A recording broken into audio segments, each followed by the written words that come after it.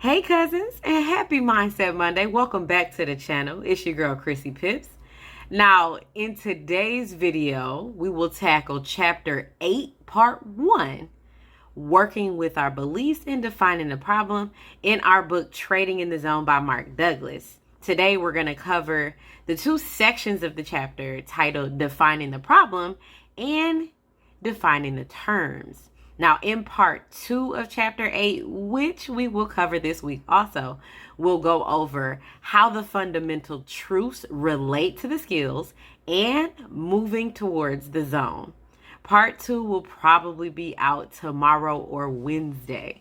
But as always, please don't forget to hit like if you enjoy the content in this video. Comment on this video. Let me know what you think. Comment below. Subscribe and turn on notifications, and share if you think others can get some value from the content. But as always, if you're here, you're interested. So let's get into it.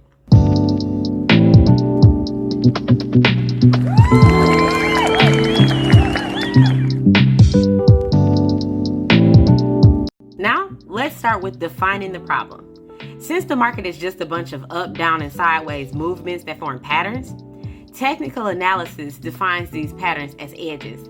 Now, me personally, I define the edge as the ability to identify the pattern and the method you use to do so, but that could just be me.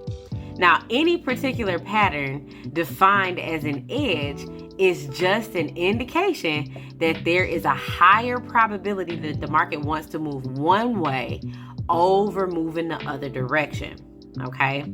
But the truth is that each pattern is unique. They may look or even measure exactly the same as an occurrence that happened in the past, but the similarities are only on the surface. Now, the force behind each pattern is the traders. It's each and every one of us that participates in the market. And the traders who contributed to the formation of one pattern are always different from the traders who contributed to another pattern. So the outcome of each pattern is random as it relates to one another, no matter how much it may look like something that happened in the past. The association mechanism of our minds makes this paradox difficult to deal with. So think about it like this. If you are driving down the expressway on Monday and traffic is flowing smoothly, like at 5 p.m., and then you do the same thing on Tuesday and it's flowing smoothly at 5 p.m., and on Wednesday it flows smoothly at 5 p.m., you have to understand that you are not always riding next to the same cars on the left and the right. The same people are not driving down the freeway at 5 p.m., right?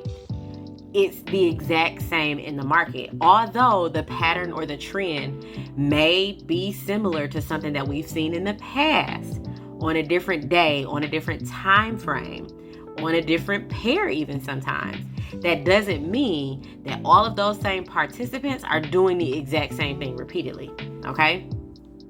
Now, these edges or the patterns that they represent flow by on every time frame, making the market a never-ending stream of opportunities. From the market's perspective, each movement presents each and every one of us traders with the opportunity to do something on our own behalf, right? Now, our fears are caused by our perception of information, and our perception of information stems from our assumption of what the truth really is. Now, Mark says, our beliefs working in conjunction with the association and pain avoidance mechanisms, and they act as a force on our 5 senses, causing us to perceive, define, and interpret market information in a way that is consistent with what we expect. And we had that conversation before. What we expect is synonymous with what we believe or assume to be true. Expectations are beliefs projected into some future moment. Now, our perception and our beliefs are what triggers our state of mind and is what unknowingly makes us biased towards one thing happening over another. Remember, Every single participant in the market has this same thought process, except of course those people who have the ability to single-handedly make the market move. But you know what I mean. So we can know exactly what an edge looks, sounds, or feels like, and exactly how much we want to or need to risk in order to find out if that edge is going to work out. We can know that we have a specific plan as to how we're going to take profits if the trade works out in our favor. But that's it. Those are the only two things that we can actually, or the only few things that we can actually know. We can only control what we have control over.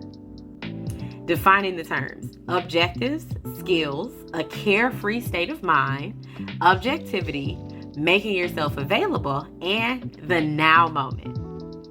Now, what are the objectives?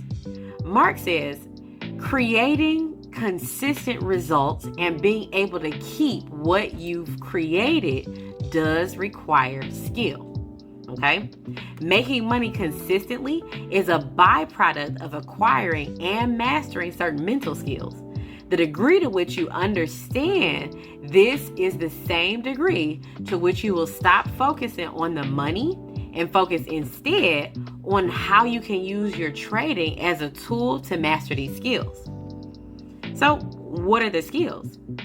Well, consistency is a result of having a carefree, objective state of mind where we make ourselves available to perceive and act upon market information from the market's perspective in any given now moment. So, what's a carefree state of mind? Well, when you don't take action from a place of fear, hesitation, or compulsion. To remove the sense of threat, you have to fully accept the risk. When you have accepted the risk, no matter how or what the outcome is, your emotional state will not change. Mark says to be at peace with any outcome, you must reconcile anything in your mental environment that conflicts with the 5 fundamental truths about the market. And you also have to integrate these truths into your mental system as core beliefs. And we talked about these fundamental truths in previous videos. Now, what's objectivity? Mark says objectivity is a state of mind where you have conscious access to everything you have learned about the nature of the market's movement. In other words, nothing is being blocked or altered by your pain avoidance mechanism. Now, what does it mean to make yourself available? Well, it means that you trade with nothing to prove. You simply enter and exit trades. That's it. You aren't trying to win or prevent yourself from losing or get money back from a loss you took earlier or revenge trade. You came to the market with no agenda. All you want to do is let the market move, and you want to be in the best state of mind to recognize and be able to take advantage of the opportunities that the market makes available to you. Now, what's the now moment? Well, Mark says trading in the now moment means that there is no potential to associate any opportunity to get into or get out of or add to or detract from a trade with a past experience that already exists in your mental environment. That's deep. But in part 2 of chapter 8, we'll cover how the fundamental truths relate to the skills and moving towards the zone. Part 2 will more than likely be out tomorrow because I have to do a Wednesday video too. And I don't want to do both on the same day. But that's it for today. Please don't forget to hit the like button if you enjoy the content in my videos. Comment below, let me know what you think. What do you think about this chapter? Don't forget to subscribe and turn on notifications so you don't miss what's next. And share if you think others can get some value from this information on social media. But as always, I hope you guys have an awesome and productive day. And I'll see you in the next video. Bye.